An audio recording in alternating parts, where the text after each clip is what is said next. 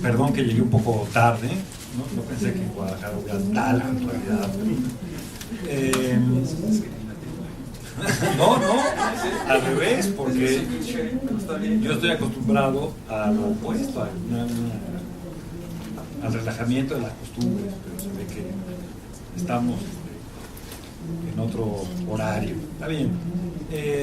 Mi libro, me imagino que la idea es que cada quien presente un poco su libro, que es una situación incómoda porque uno no puede más que decir maravillas y autoelogios. Mi libro también es un libro de ensayos, y creo que el género, como ya decía de algún modo José Luis, es un género que se atreve a pensar lo inmediato y lo cotidiano, ¿no? De algún modo creo que las virtudes del género, del ensayo, están en que frente a la idea un poco cliché de que la cotidianidad es un lugar de la grisura, de la rutina, donde no pasa nada, donde estamos buscando todo el tiempo la huida, el escape, lo extraordinario. Lo que busca el ensayista, desde mi punto de vista, es una mirada de algún modo desfasada para ver lo ordinario desde otro punto de vista. Entonces, por ejemplo, uno de los ensayos, el ensayo que abre el libro, se llama la promiscuidad de los encendedores. Se trata de darse cuenta, en primer lugar, cómo los encendedores cambian de mano, ¿no? O sea, tienen esta cualidad rara de que parecerían no pertenecerle a nadie, ¿no? Y de algún modo uno llega a una fiesta y sale con 3 encendedores de diferente color, o al revés, pierdes el que llevabas y no sabes dónde quedó, y hay un intercambio, una especie de comunalidad del fuego, si podríamos llamarlo así. Cleptomanía menor, ¿no? Sí, cleptomanía menor, pero también creo que tiene algo de gesto prometeico también, ¿no? De hacer como una diablura, aunque sea a baja escala, ¿no? Para sentirnos de algún modo vivos. Y entonces lo que el ensayista hace, desde Montaigne me parece, incluso desde los protoensayos en la época clásica con Luciano y muchos autores, es justamente observar esa realidad que nos constituye y que ya no observamos, que la damos de algún modo por sentada como parte de nuestra casi nuestra columna vertebral, y de repente es una necesidad de extrañeza frente a esos rituales, frente a esas inercias que están todo el tiempo allí y que muchas veces ya ni siquiera observamos, no les prestamos la menor atención, pero que dicen mucho de quiénes somos, de cómo nos comportamos.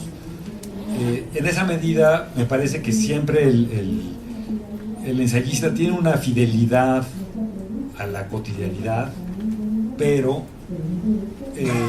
sin una entrega total, ¿no? O sea, hay como fidelidad a la vida que nos tocó, ¿no? A las prácticas que nos constituyen, pero siempre intentando dar un paso al margen para entonces poder ver esa cotidianidad, volverla a observar de algún modo, ¿no? Iba a decir como si fuera la primera vez, pero tampoco es como si fuera la primera vez, porque realmente hay una elaboración reflexiva que ya no es simplemente el asombro de mira, ves algo por primera vez. Yo creo que es al contrario, es algo que has visto tantas veces y que solo si das un paso al margen empieza a revelar sus hallazgos, sus sorpresas, su rareza o su abyección, que también puede ser, ¿no? Entonces, este libro que hice yo del El peatón inmóvil es un libro que hice hace bastantes años, creo que hace 10 años. Se está ahora reeditando. También se había publicado en Arlequín y creo que lo había publicado en esta misma sala hace 10 años, si no mal no recuerdo, o la de allá. Ahora que de algún modo lo revisé para la revisión, me di cuenta que las obsesiones que estaban en este libro, el tipo de reflexiones y observaciones, son las que me han seguido rondando a lo largo de los años. Por ejemplo, el mismo ensayo que le dan nombre al libro, que es el peatón inmóvil, es una reflexión sobre las banquetas y cómo las banquetas son fundamentales para la vida en sociedad, ¿no? Pero está en realidad narrado desde el punto de vista del que ya no puede avanzar, del que se encuentra cacas, grietas, tubos, puestos de tacos, coches, y ya no puede avanzar, ¿no? O sea, digamos, aunque exista la banqueta, aunque esa práctica esté allí en la urbe, en realidad hemos sido invadidos por una serie de obstáculos que nos impiden el libre tránsito de algún modo, ¿no? Entonces, me pasó, pero me ha pasado muchas veces. Por ejemplo, venía justo recordando ahora con una amiga, cuando yo tuve a mi hijo, me pasó en la colonia Condesa del DF, que yo llevaba a mi hijo en una carriola y había un coche que obstruía la banqueta, ¿no? Y entonces la avenida por la que íbamos era un poco peligrosa y era difícil salirse simplemente al asfalto y regresar, ¿no? Entonces le dijimos al señor: oiga, está usted invadiendo la banqueta, ¿no? No podría moverse. Bueno, la respuesta fue la propia de un defeño, un energúmeno. Salió y aun cuando íbamos con bebé, nos quería golpear, ¿no? por la afrenta. Y luego nos dimos cuenta que él estaba estacionado con sus hijos pequeños también en el coche, ¿no? Entonces, en realidad, todo este tipo de obstáculos siguen allí. Y me di cuenta que, por ejemplo, esa reflexión sobre la imposibilidad de caminar, que es lo que refleja el título, ¿no? El peatón inmóvil, siguió dando vueltas en mi cabeza, y escribí luego un libro de poesía que se llama A Pie, que es toda una serie de trayectos donde el peatón sí logra caminar, ¿no? Se logra encontrar las rutas de circulación, pero allí también estaba el lado, por ejemplo, político, de no tener dónde caminar, ¿no? O sea, creo que el ensayo también, al abordar lo cotidiano, tiene una postura política, porque muchas veces justo el desprecio a lo más inmediato, a favor de una literatura escapista que habla de otras realidades, de otro mundo, etc. En realidad el ensayo mismo es un compromiso político con nuestra realidad cercana. Vamos a pensar sobre lo que nos rodea. Y creo que eso está desde Montaigne muy presente en toda la tradición ensayística, ¿no? Hablar sobre lo que te incumbe, sobre lo que te atañe, sobre los problemas a veces despreciados por banales, menudos, triviales, insignificantes. El ensayista, les habrá pasado quizá, es siempre acusado de insignificancia, ¿no? De banalidad, de que no está tocando lo trascendente, ¿no? La esencia, los grandes problemas, ¿no? Porque claro, te ocupas de las banquetas y de las cacas en las banquetas, y eso no es un problema filosófico importante, ¿no? Pero yo creo que es al revés. Creo que tanto hemos despreciado esos temas que voltear hacia ellos y además reflexionar de un modo serio, pero no por ello campanudo y gris, sino más bien buscando una reflexión plástica, imaginativa, es una postura, es como una declaración de principios, de cuáles son tus afinidades, ¿no? de a quién le vas a dar voz, ¿no? De algún modo creo que el ensayista lo que hace es darle voz a todos, a ese cualquiera que también somos, en sus pequeñas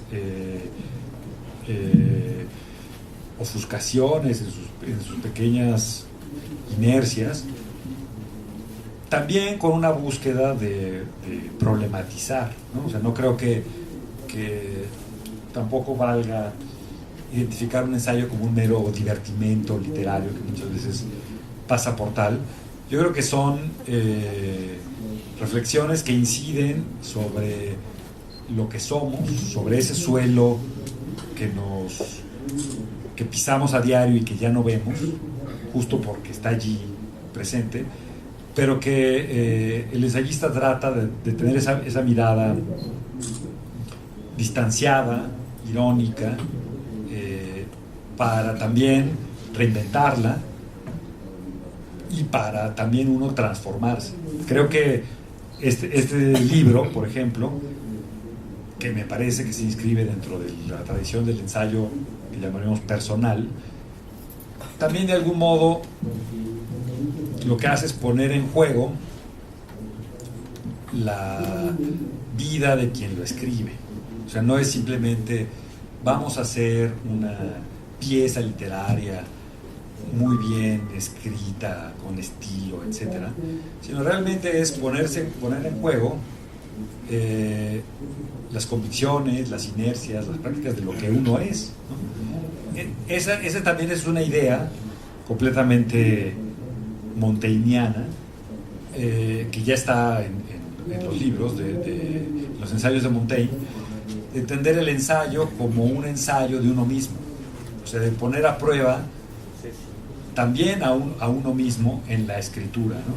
Y en esa medida yo, digamos, creo que he seguido en la senda de este libro ya un tanto lejano, no solo temáticamente, sino sobre todo espiritualmente, en cuál es el sentido que yo le doy a la escritura, o lo que podríamos llamar la política de la escritura, o simplemente por qué escribo. Creo que en este libro, de algún modo, encontré esa clave que tiene que ver con una reivindicación de la cotidianidad, una exploración, espero que imaginativa de la cotidianidad, pero también sin una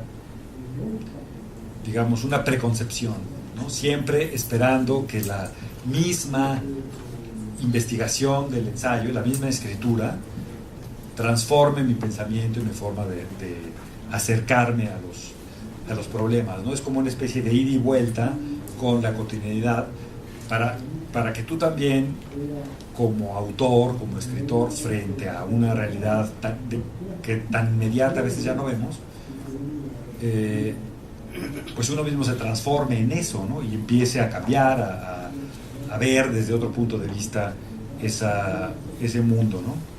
Un poco, para terminar, pues el tipo de temas, el tipo de ensayos que hay, es, por ejemplo, un ensayo sobre el polvo, ¿no? O sea, qué significa que el polvo se acumule, qué significa el acto de pasar un trapo, por qué necesitamos pasar trapos sobre las cosas. Hay uno que se llama Filosofía de la Cama, que es por qué el lugar el descanso es también el lugar del sexo, ¿no? Por ejemplo.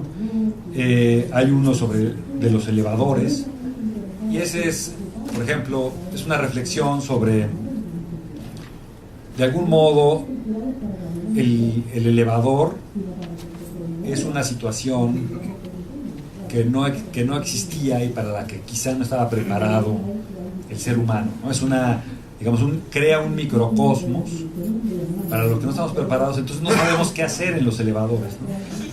Y no sabemos a dónde mirar, no sabemos si mirar los numeritos, cómo va bajando el foco rojo, si hay un escote, no sabemos si lo podemos mirar o no, tenemos que voltear la mirada, por no hablar de si hay problemas gastrointestinales en medio del elevador. Entonces es una reflexión sobre lo que crea un espacio así en nuestra vida, ¿no?